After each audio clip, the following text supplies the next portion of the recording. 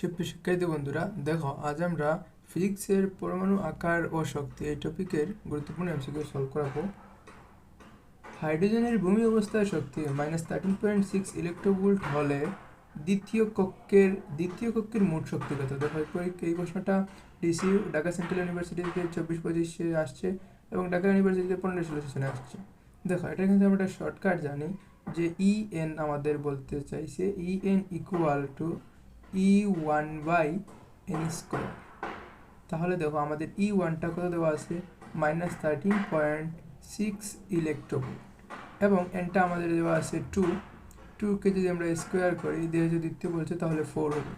দেখো এটাকে ভাগ করলে আমরা 4 দিয়ে যদি দ্বিতীয়কে ভাগ করি তাহলে 3 4 12, তো 3 বার আসলে দেখো আমরা ভাগ না করলেই হবে, পয়েন্টের শেষেরগুলো ভাগ না করলেই হবে, এটাকে দেখেই বলা যাচ্ছে। কিন্তু এইটাই 3 আছে আর কোনটাতে কিন্তু 3 নাই, তাহলে আমাদের কিন্তু এটাই অ্যান্সার।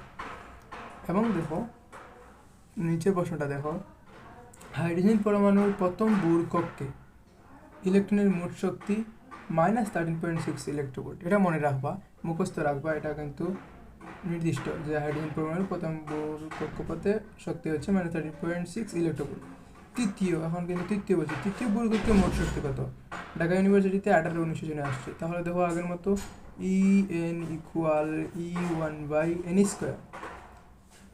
-13.6 ইলেকট্রোভোল্ট n, এখানে হবে কি তৃতীয়, 3 স্কোয়ার করলে 9, তাহলে এটা 1 আসে না? দেখো 1 কোনটা আছে, এটা 1 নাই, তাহলে এটা কিন্তু আমাদের আনসার। এটাই ছিল আমাদের আজকের ক্লাস। ধন্যবাদ সবাইকে ভিডিওটি দেখার জন্য। অবশ্যই আমাদের সাথে থাকো এরকম ক্লাস পেতে হলে।